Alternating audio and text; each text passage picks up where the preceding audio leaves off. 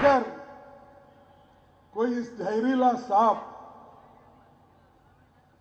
आपके सामने से गुजर रहा है और आप नमाज भी पढ़ रहे हैं, नमाज तोड़ के उस जहरीली सांप को मारना, ये कुरान में कहा है। ये जहरीला सांप है आरएसएस और बीजेपी, इसको अगर आप नहीं मारेंगे आप कभी बचेंगे नहीं। इसके ऊपर सख्त से सख्त कानूनी कार्रवाई होनी चाहिए, एफआईआर होनी चाहिए और एक तरह से ये देशद्रोह है। भारतीय न्यायिक प्रक्रिया के तहत सजा तो भुगतनी पड़ेगी। असम में चुनाव प्रचार के दौरान कांग्रेस अध्यक्ष मल्लिकार्जुन खड़गे द्वारा दिए गए एक विवादित बयान को लेकर दिल्ली बीजेपी भी हमलावर है। इस बीच दिल्ली बीजेपी का एक प्रतिनिधिमंडल दिल्ली पुलिस आयुक्त सतीश गोलचा से मिलने पहुंचा और खड़गे के खिलाफ शिकायत पत्र सौंपा। बीजेपी का आरोप है कि ये बयान नफरत और हिंसा भड़काने वाला है और चुनाव प्रचार के नियमों का उल्लंघन करता है। सारे देश ने देखा है कि कांग्रेस अपने दिवालियापन पर पहुंच गई है। चुनाव जीतने के लिए ये कुछ भी कर सकते हैं। ये ऐसा बिहेव करते हैं जैसे देश के अंदर कोई संविधान, कोई कानून नहीं है। ये चुनाव जीतने के लिए आपस में दंगे भी करा सकते हैं। ये चुनाव जीतने के लिए किसी की भी जान लेने को कह सकते हैं। आज आपने कांग्रेस के राष्ट्रीय अध्यक्ष को सुना कि वो आरएसएस और बीजेपी, जो कि राष्ट्रवादी संगठन हैं, जो जिनके लिए नेशन फर्स्ट सबसे बड़ी बात है, आज कोई आपदा आ जाती है तो बीजेपी आरएसएस के लोग सड़क पर दिखाई देते हैं। कोरोना के टाइम में केवल बीजेपी आरएसएस के लोग देश के लोगों की सेवा कर रहे थे बिना किसी भेदभाव के।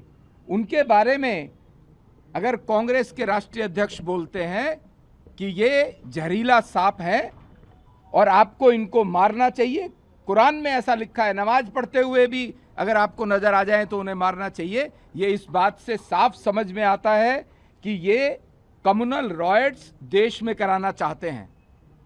ये अपने आप को सेकुलर बोलते हैं। ये सोचते हैं कि इस अपीजमेंट की जो इनकी पॉलिसी है, किसी भी तरह से एक विशेष वर्ग का वोट इनको मिल जाए, उसकी इन्होंने सीधी सीधी वकालत करनी शुरू की है। इतने डेस्परेट हुए हैं। आज उनके इस बयान को लेकर के हम दिल्ली के पुलिस कमिश्नर साहब से मिले हैं। हमारा बड़ा दल, हमारे चारों सांसद, हमारे मीडिया प्रमुख, हमारे लीगल फील्ड के लोग, और हमारा उनसे यही कहना है कि इसके ऊपर सख्त से सख्त कानूनी कार्रवाई होनी चाहिए, एफआईआर होनी चाहिए और एक तरह से ये देशद्रोह है। ये देश के संविधान के खिलाफ बात की है। कांग्रेस अब देशद्रोही भी होती चली जा रही है। हमने इस बात पर उनके खिलाफ एफआईआर दर्ज करने की बात की है। एक राष्ट्रीय पार्टी का राष्ट्रीय अध्यक्ष की ये भाषा है तो आप सोचिए कि कांग्रेस पार्टी में किस तरह की विचारधारा पनप रही है। ये राष्ट्रीय पार्टी के राष्ट्रीय अध्यक्ष हैं खड़गे साहब, जो देश की सबसे पुरानी पॉलिटिकल पार्टी के अध्यक्ष हैं। उनकी भाषा ये है। अरे कुचलने वाले देश के लोगों ने किसको कुचला है और किसकी विचारधारा को नेस्तनाबूद किया है, मुझे बताने की जरूरत नहीं है। तुष्टीकरण की विचारधारा को देश के लोगों ने अपने पैरों से कुचला है। उस विचारधारा को आप पनपा रहे हो। और रही बात आपके एक प्रवक्ता की, जो बिना सिर पैर के, बिना आधार के, बिना एविडेंस के आरोप लगा के अभी कहाँ भागा हुआ है वो व्यक्ति। अगर उसके पास कागज है, उसके आरोपों में दम है, तो भाग क्यों रहा है वो। ध्यान रहे, ये आरोप लगा के, झूठे आरोप लगा के, एआई जनरेटेड आरोप लगा के आप ये सोचेंगे कि आप लोकतंत्र और चुनावी प्रक्रिया को बाधित कर देंगे, ऐसा नहीं होगा। ये न्यू इंडिया है। क्यों आपका एक प्रवक्ता छुप के भग रहा है?